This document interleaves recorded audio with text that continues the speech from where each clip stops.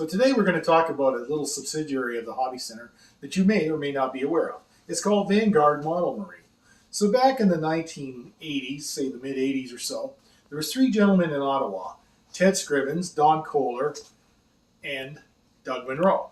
Now they started a little plan service because they wanted to promote Canadian ships and model shipbuilding. So radio controlled ship modeling, things like that, even static was really big. You needed plans to make an accurate model, and there wasn't a lot out there for Canadian ships. Now, being located in Ottawa, these gentlemen had the luxury of being access to the archives, the Canadian archives downtown. So they were able to get copies of the D&D drawings of these ships. Now, these were substantially big. Most of them, I think, come in about 1/48 scale. So these gentlemen, at the time, now you did this manually. This is pre-CAD, remember. On a drafting board, these gentlemen resized using calipers and they brought them down to popular scales. So, for example, this is the Haida. That's a side view, top view. This is one of 2 or 3 sheets that would come in our plan set. Now, this was originally in 1/48 scale, and Mr. Monroe sized it down to 1/96, which is a very popular modeling scale, especially for static people.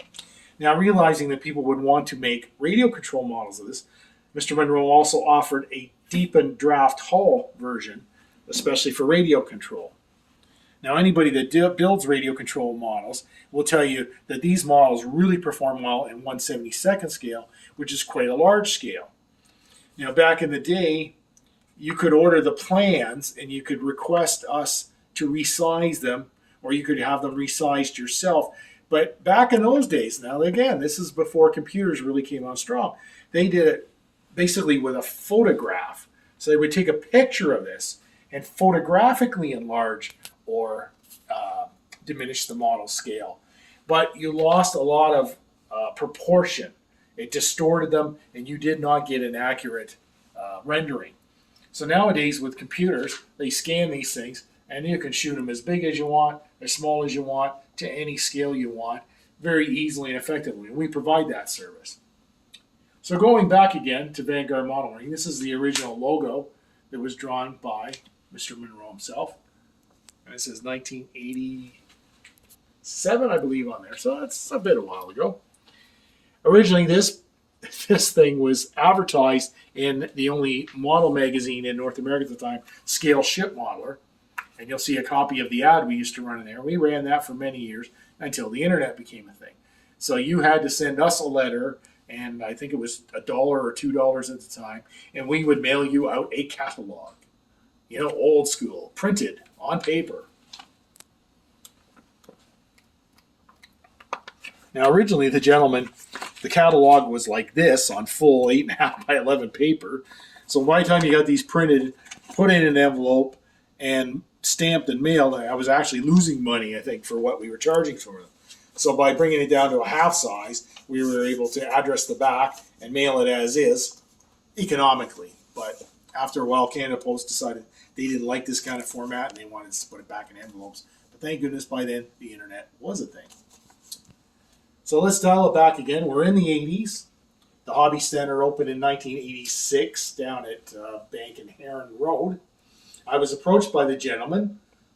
This was a passion project for them. This was never a project that was going to make them much money. So they all had full-time jobs and careers and whatnot. So this thing was kind of a side gig. And they found it was just more than they wanted to deal with. They'd have to go to the print shop, print off the plans, pack them up, mail them out, so forth and so on. So they gave us the privilege of taking over the franchise back, I think it was in the late 80s, say around 88, 89, somewhere in there. We assume responsibility for them, and we have kept the project alive. Now, I sell 20, 25 plans a year, maybe 30. Now, part of it could be because we do not promote them as much as we should. That's one reason I'm cutting this video. The other thing is scratch building ships and whatnot. It's kind of old school, the kind of guys that do it. You know, they have machine shops and they have tools and lathes and things like that. And they would be more inclined to scratch build this kind of thing. Most people nowadays are looking for easier options. For example, 3D printing. So somebody could sit down and translate this into some kind of 3D rendering, and they could print them on a 3D printer, and away you go. Well, we're not there. maybe somebody else will take up the mantle and take it in that direction. So the plans, as I say, we offer them in the sizes they were originally drawn. Those are the ones you typically see on our website. All this stuff is on our website, by the way, hobson.com. I'll leave you a link for it. And they can be resized on request. We've already resized some to very popular sizes, so we have them kind of as a stock file that I go in and get done, but we can do them on any kind of request. If you want a piece of artwork, for example, I take this to various model contests we go. I got it scaled to fit that media. So that means this thing is in proportion to itself, but it's not to a specific scale. It was made to fit this.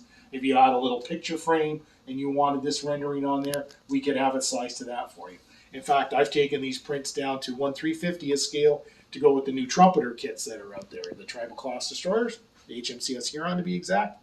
I've also taken Sackville and I've brought it down to the new 1/144 scale, which Rebel does. And we had them in 148 was the original. That's a 4-foot haul. Then we had them resized to 172, so you could use them in reference to the originally Matchbox, then Rebel Germany Flower Class Corvette. So it's quite possible to size these around to what you need. Keep in mind, when you get big, now some of these destroyers, when they get into 1/72nd scale, the printing medium will only go to a certain height of paper. And these start getting big in that scale. Especially if you ask for, like, say you want this in 48 scale. They cannot put that whole diagram onto one paper. It would be cut across two, and you would be responsible for piecing them together to get the one piece that you wanted. I also recommend when you buy these planes, if you're scratch building, especially, you don't see it here, but where you get the hull profiles and the long lines, longitude lines, the water lines and whatnot. I would recommend getting several copies of the plan made, or even just that section, so you can cut those out and you can place them on the media, the wood or whatever you're cutting out, to make your model, which is what is commonly done. So that's a little bit about the plan service, how we got it, where it came from. I don't know where it's going. As long as I'm in the business, I will continue honoring these men and keep offering these plans. As I say, I don't know what the future will be for them. I hope I can pass them on to somebody who will keep selling them at some point, or somebody may do something completely different with them, and you may be able to get models of these ships sized the way you want them, 3D printed. I really don't know, but the technology exists and it gets better all the time. So again, if you want to see the plans, check our website out, and I will leave a link for it. And if you have any questions or comments, as always, please leave them below. We'd like to hear from you. Hope to hear from you again soon.